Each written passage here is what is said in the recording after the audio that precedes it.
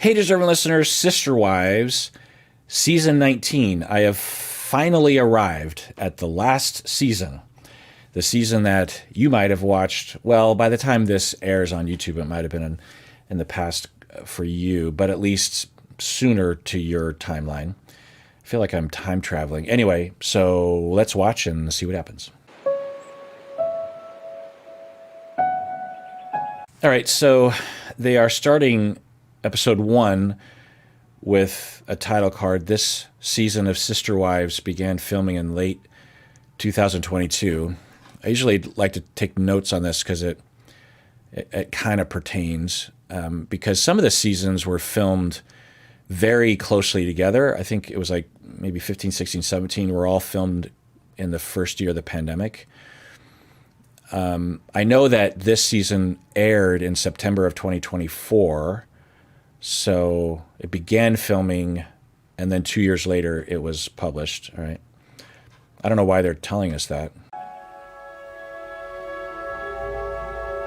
On March 5th, 2024, so about 6 months before this season was aired, but maybe after the season was filmed, probably, Garrison died.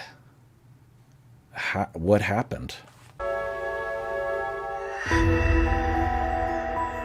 He was greatly loved and will be deeply missed. Okay. Previously on Sister Wives. So, are they, I mean, it doesn't, I don't need to know.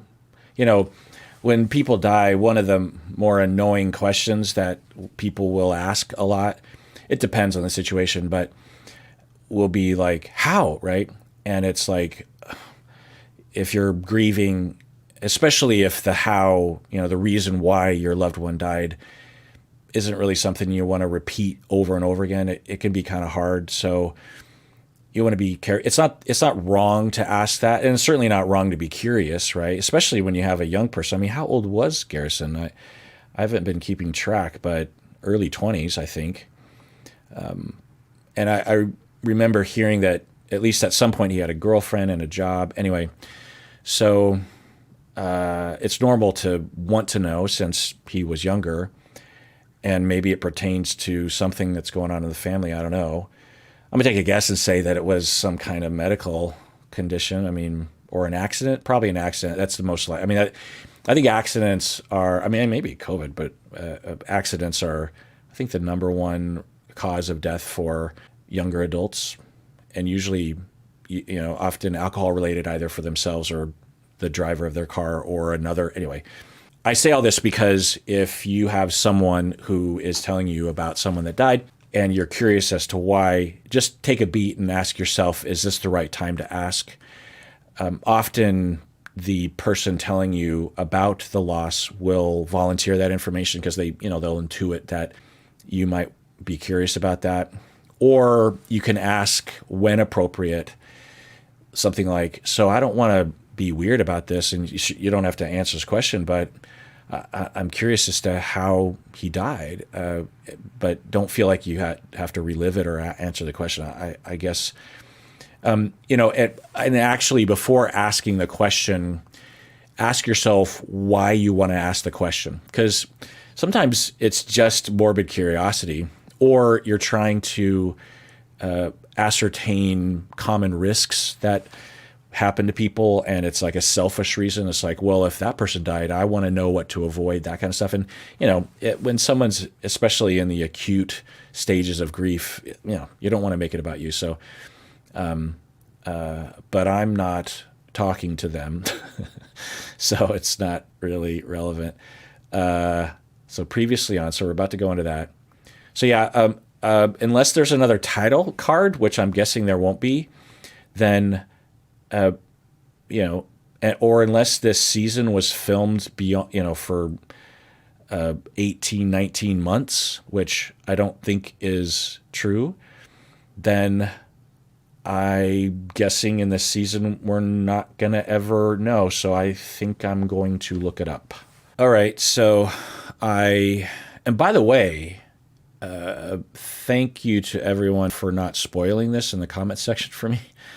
I didn't read all the comments, of course, but yeah. And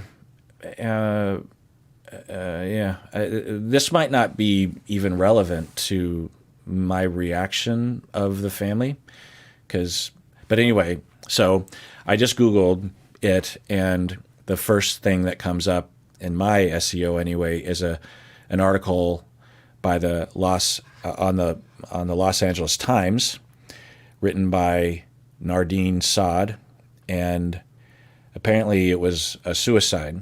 They say that he was 25 and he died by an apparent suicide in his Arizona home. And there's a quote from one of the police officers. It was, "With great sadness, I confirm Mr. Robert Garrison Brown was located in his residence deceased as a result of an apparent self-inflicted gunshot wound." Wow. So a trigger warning, of course. And if you are at risk of being harmed in a variety of ways by me reviewing these reports, then don't watch this episode. Seriously. But for myself, as a clinician, this isn't unfamiliar territory. In a similar way that for an emergency room physician, there's certain things that might be hard to talk about in the general public, but for them not so much. And so this isn't. It's sad. It's incredibly sad. And then, oh man, well, so and they wouldn't have known. Wow, there's so many things. So Gabe and Garrison were the main two, mainly Gabe, but Garrison was always right there, criticizing Cody for the way he was treating all the kids during, well, not just during COVID. Sounds like the first few months. It was for years. So then and from our extremely distanced perspective, and they actually have not focused on the kids as time went on, they focused less and less, which I appreciated. Either because of a decision they were making, or the adults were having a lot of drama, so there was enough material there, or the older kids were just growing up and moving on. But even with Robin's kids, they weren't really being included very much either. I mean, they were still being included, but it seemed much less so, like dramatically. But so from our very distanced perspective, we might say like, well, Cody, pushed him to it or mistreated him to the point where he completed suicide. Unless I hear something to even, there'd have to be a lot of data in that direction to conclude that. And, I don't know what people are saying, but I'm just wondering if people are saying that, and maybe there'll be some indication, but I'm going to take a guess and say that regardless of what I gather in terms of data, that there won't be, we just won't know. And that would be fine by me, because why should we know? That's a private matter. And but I'm curious as to what maybe the audience was reading. Anyway, so at this time, there's not any indication of foul play. All right, according to the LA Times article, Janelle Brown told officers about troubling messages her son had sent the day before he died. I think this is according to the police report that the LA Times got access to. It also said that some of Garrison's roommates had told police that they had heard a pop sound Monday night, but did not think it was a gunshot and did not check on him. And also, let's see, Cody told the police that Garrison texted a group of people. Oh, see, the TL East, the 600. Janelle told police that Garrison texted a group of people whom the family works with. I want to hate you for sharing the good times, but I can't. I miss these days. Janelle told the police that Garrison texted a group of people whom the family works with. A group of people whom the family works with. I mean, the only group of people that I know about is the show.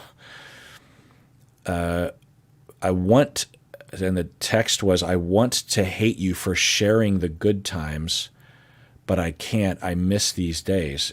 I mean, is it a text to TLC or the production team? I'm guessing it's not, but I want to hate you for sharing the good times, but I can't. I miss these days. So at the very least, it sounds like in his final moments, he was sad about the good old days. Sounds like, I don't know. After Janelle heard about the message, she checked in with Garrison via text and said that they had a brief conversation before he abruptly stopped responding. Janelle, who also told the police that Garrison was estranged from Cody, then got in touch with her other kids to see if one of them could go check on him in person. Garrison's roommates, as well as his brother Gabe, told police that Garrison had recently been struggling with a drinking problem and possible mental health issues. Okay. Gabriel noted, however, that his brother had recently started a job at a medical facility and seemed, quote unquote, okay. I mean, unfortunately, people can seem okay before they attempt.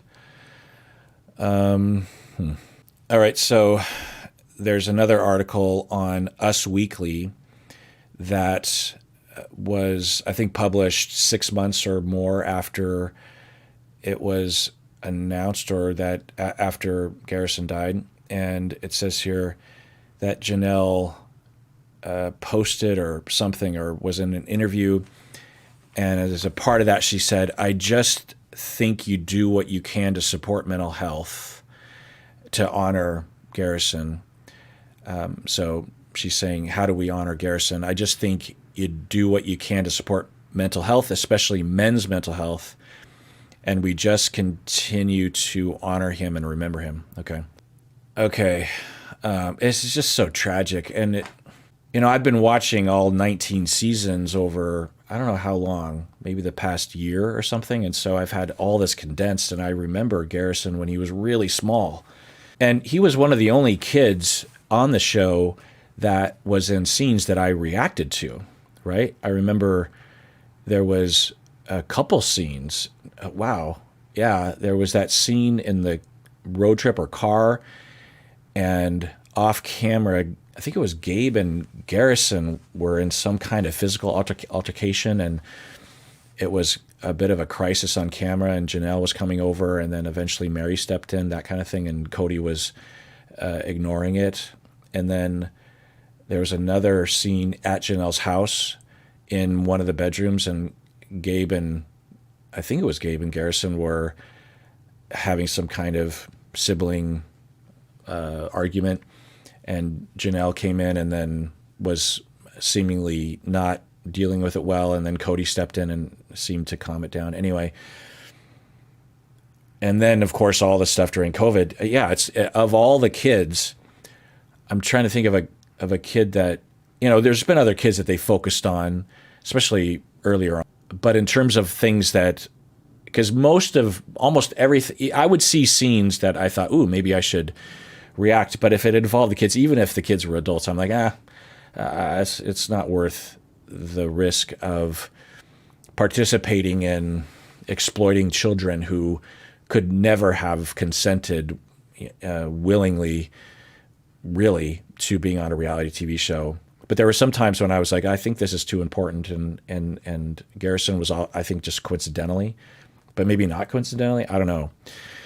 But there's another article. So the third thing that I found on when I was searching on the internet was an article on E! News, and in the article, it refers to an Instagram video that Janelle posted in which she said, I don't think we talk about it enough, the death of Garrison, and I don't think we do enough to bring, she's talking about mental health. I don't think we talk about mental health enough, and I don't think we do enough to bring awareness. It wasn't bullying. It wasn't lack of love that Garrison had. It was mental health. And I am going to continue talking about mental health and self-care until I am blue in the face. So I was wondering what Janelle's position is. And, this is her public position, so it might be more complicated than that. But I think she is either getting out ahead of or responding to people who are wondering or even just concluding without any data that Garrison died, and he killed himself because of Cody or because he was bullied at school or something. And at least according to Janelle's take, she's saying it wasn't bullying, it wasn't lack of love that Garrison had.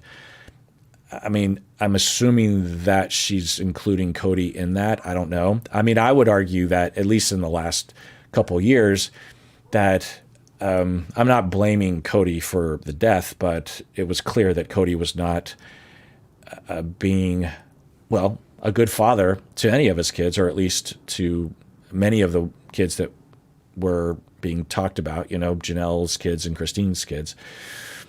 I think particularly Janelle's kids, actually. But I think both.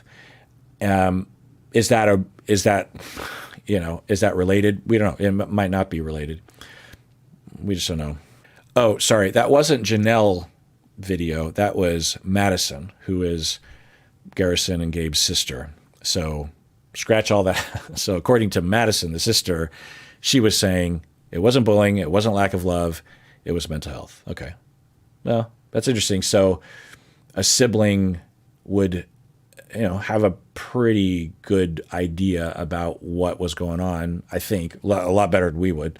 So the question is what they mean by it wasn't bullying, it wasn't lack of love, it was mental health, because of course all those things are related. I think if I'm going to take a guess, is that he was depressed, that he had suffered from a major depressive disorder, maybe for a long time, or maybe there was something else, but typically that's what is the case, maybe bipolar, or maybe some sort of other mood disorder. I'm not even really speculating. I'm just saying. And that's what she's referring to. And according to maybe the family narrative or her own narrative, that regardless of what was happening in his life, because usually that's what they mean. It's like if they're really sectioning off, quote unquote, mental health, they're saying, regardless of the circumstances of their life, they felt this way or they had this mental condition. It wasn't because of trauma from the outside. It kind of sounds like that's what she's saying, but I don't know. Okay, interesting. So Madison goes on to say, social media is not real. It's a highlight reel, and that was something that Garrison and I talked a lot about. I know my other siblings and my mom have expressed this, that Garrison used to feel like he wasn't doing enough because he was comparing himself to things on social media, and I don't think that it's real, and I need to remember that. End of quote. So Madison is saying that for Garrison, he seemed to get down on himself because he wasn't doing what he thought everyone else was doing. He's comparing himself to social media. So you could blame social media for that, but if someone is depressed, then they will tend to interpret things in a particular way. And so it could be the depression. Now, can social media be a factor in depression? Yeah. The media, including social media, will exaggerate that correlation or that association between social media use and depression. You ask the average person, does social media use cause depression? And people, oh my God, yes. But the research is actually way more complicated than that. In a nutshell, it really just depends on the individual. You can have someone that uses social media a lot, and if their life is going relatively well and or they're not prone to the kinds of pitfalls that social media can provide, then they don't have any negative effects from a lot of social media use, whereas another person might use social media minimally and it affects them greatly. So, it just really depends, and it's case-by-case basis. But anyway, so she is saying, according to her observation and others, that Garrison would often talk about. So I'm going to take a guess, this is total guess, that they noticed that he wasn't doing well, because it sounds like that was the case, and they would go to him to try to help him or pick him up, and he would say, I don't know, I just, I feel like I'm a loser or whatever, and why would you say that, Garrison? Well, I know, I'm just wondering if that's the case. And then she goes on to say or write, I miss him dearly, and the truth is I don't know how to talk about this. His death took us all by surprise. It leaves me wondering if we talked about mental health more openly, could something have changed? For anyone who's been touched by this kind of loss, my heart is with you. You're not alone in the pain, and it's okay not to not have all the answers. End of quote. Yeah. So let me talk about the grief and the potential trauma involved in having someone close to you die by suicide. Every case is different, and there's a lot of other variables, like if someone showed signs of depression for a long time or even talked about suicide for a long time, that can be different than if you didn't know. Also, how close you were to the person. Also, the manner in which they died can sometimes be a factor. Also, when they die, what messages were they putting out there, and what do they say? Like if someone is just saying, I'm really sorry and I hope you all do well in life or whatever, that's a different message than I'm doing this because of all of you and how you never listen to me. So there's a lot of different elements involved in what can affect an individual's reaction to death by suicide, someone close to them. In addition to all the normal aspects of loss and grief. But suicide has some complicating elements in that it's a choice made by the individual, right? And often when someone dies either by accident or they come down with a medical condition like cancer or something, it's an outside force and they didn't choose it. It's like an act of God or something, right? It's a whole other thing when you're like, wait, so that person chose to do this, and it seems very preventable, right? It may or may not be true that any individual close to Garrison could have helped, right? If Garrison had died by suicide, or not, sorry, had died by cancer or something, he gets like a really rare aggressive cancer and dies. People might still blame themselves, but it's less likely to happen. Whereas with this, it just is a wide open door to self-blame, especially for the parents. I wonder how Cody is doing, actually. And I mean, no parent deserves to feel that grief and to feel that shitty about themselves. But Cody viably could wonder, but not, it sounds like not the way that maybe people would hope that he would feel shitty about himself. But anyway, so aside from Cody, Janelle, in all likelihood, regardless of if she could have done anything or not, it's just this huge lifelong question of, or conclusion, I could have done more. I could have what if I had reached out to him? What if I had done this? What if, especially Janelle, because she was the primary parent his entire life. And even if she concludes, well, there's nothing I could have done that year, but what about all those years of him growing up? Every parent in an empty nest is just extremely regretful for the bad days.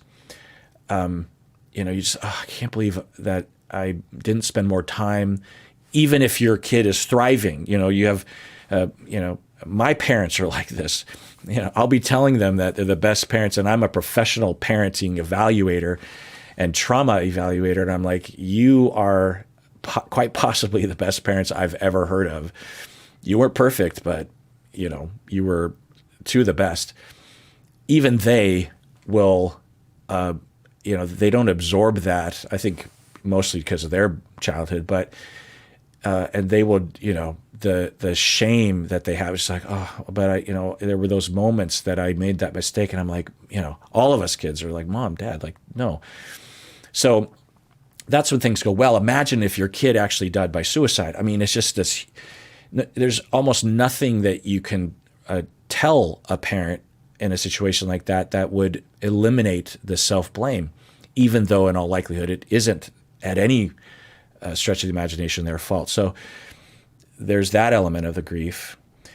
And then also sometimes there can be religious elements of, it's a sin or cultural elements of like it's a weakness on for the person that died by suicide. It's like it's some sort of condemnation of their character or something. How could they do this to us? That kind of stuff. And it's like, well, they were suffering, and it was probably done after a long period of time. It's I'll say that I have worked with a lot of people who have been thinking about suicide either due to depression or due to borderline personality or something else. And in my view, almost all the time, if not all the time, if the world and the individual were to put effort, hour by hour, day by day, that individual can recover from whatever depths they're in and emerge on the other side looking back and glad that they didn't die by suicide or didn't attempt. It can feel hopeless at the bottom of the valley and in the darkness, but there's always a way. It's just a matter of how do you get there, and how do you access the right people that can help you? And how do you access even the motivation to be open to it? It's hard. It's not easy, but every person going through this deserves to have a clinician there that understands and is careful and is an expert in this. I mean, most therapists should be an expert in this because it's a common thing. I expect my supervisees to be experts in this. I've seen many counselors and therapists that are a deer in headlights, and it's like, did you imagine that this might happen at some point in your career? Meaning that not death by suicide, but they have a client who is seriously thinking about it.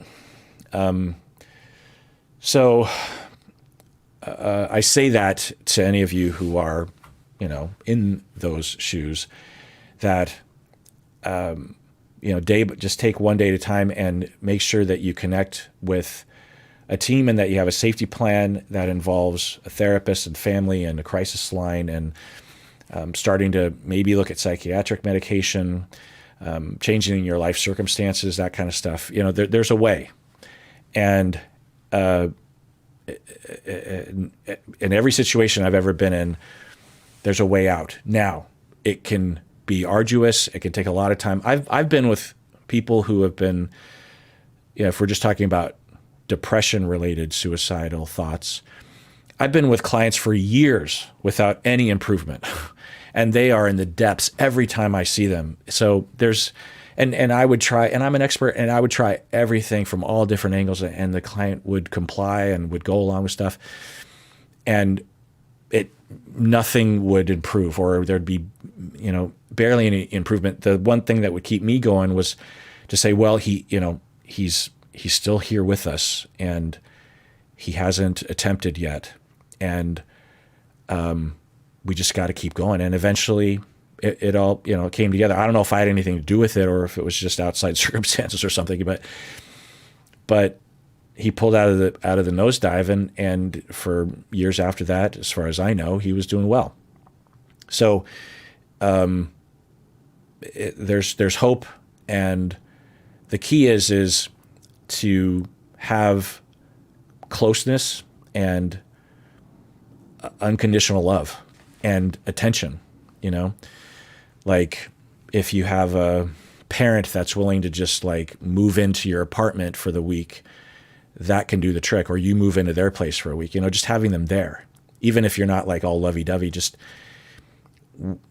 my idea is that we are designed to have people around us all the time, and we don't value that enough.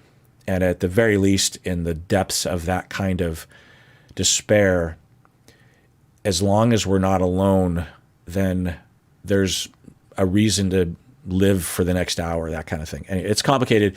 Talk to a clinician case by case. Don't listen to me because you need individual care. But anyway, so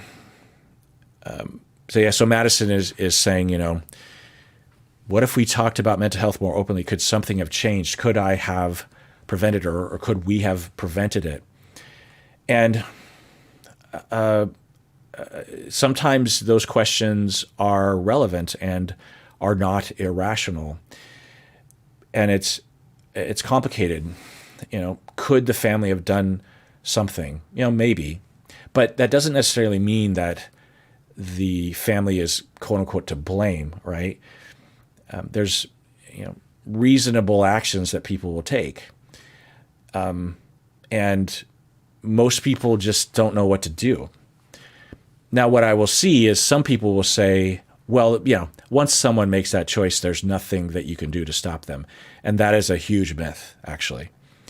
If someone is determined and you are desperately trying a lot of different things and they end up dying by suicide or they end up attempting, maybe you didn't have power in that moment, but outside forces don't always have the ability to change those kind of things. But the bigger picture is that when people have a high level of intent to die by suicide and they really want to attempt or have attempted and they didn't succeed and now they're still determined to do it. I've just heard people talking about how what's the point in doing it? Because you can't lock them up for the rest of their life. You might as well don't. It's horrible, but just let them be free, and then they'll do it, and that'll happen, and it's not your fault. It's not your fault, but at the same time, that notion that it's doomed, it's not. That is not borne out in the data. That's not the expert opinion. It's not my opinion. It's not my experience. Anyway. All right. So there are a number of other posts and articles and videos, interviews with Christine and Janelle. I came across that one Instagram post by Madison, but nothing that I thought wasn't really new information. But there's another interview with People, people.com, and Janelle says, which is interesting, she says, quote, "He didn't ever express any kind of extreme sad feelings. In fact, he was very funny, very upbeat. He had a career path that he was excited about." And she goes on, "We just had no idea he was in that place," which I don't doubt. I imagine if she did know, then, she would have done more, right? Which might not have worked, but anyway. And then the article says that she said that substance abuse likely played a role in his state of mind before his death, but he didn't ever express any kind of extreme sad feelings. Well, it sounds like for Janelle, she still is just wondering, right? She's like, well, substance abuse likely played a role. And it is true, or data does, well, what do I say? So research shows that a high percentage, I can't remember the percentage, don't quote me on this, but maybe half of suicides occur while the individual is intoxicated, usually on alcohol. And the conclusion that alcoholism or alcohol problematic use is the cause is a simplistic way of looking at it. For some people, they will be intoxicated because they're trying to get the courage up to do it, or one last hurrah or something. But there are a large number of people who will complete or attempt suicide who do have problems with substance abuse. Substance abuse, alcoholism, other substance problems, has a way of causing downward spirals, right? Not, the addiction and the shame and the destruction of one's life, and also the ups and downs of your mood and your ability to think straight. So I don't know, but there's, according to them, that's something that they're pointing towards. So it sounds like, according to at least Janelle and Madison, you have substance abuse and quote unquote mental health. We're also hearing from Janelle that she didn't notice anything, which is another myth, I suppose, that people that are contemplating suicide are constantly, what I was going to say, are constantly morose. I was going to say remote, but are constantly looking like they're sad, which is not true. Someone can be extremely depressed and thinking about suicide and look no different than anyone else would. Case by case, but for many, it's because their mood problems and their thoughts of suicide are just normal because it's not a sudden onset. If you had someone that their whole life is fine and the next day they wake up massively depressed and suicidal, they'd probably signal because it's like something's wrong here. But when you've been feeling that way for years, what's the point in acting differently, because it doesn't matter. And also it just becomes habitual. It's like, well, this is the reality. All right. So with people.com, she goes on to say that she never had any idea that it would go this way.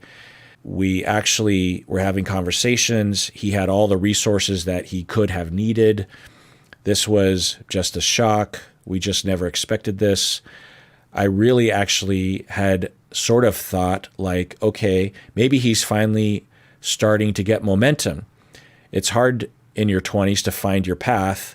And I was really excited. So it was just a shock because there was no indication at all. Okay. So that sounds like zero indication. We should be speaking more, especially about mental health so I will say, I don't know about Garrison. I'm guessing I never will.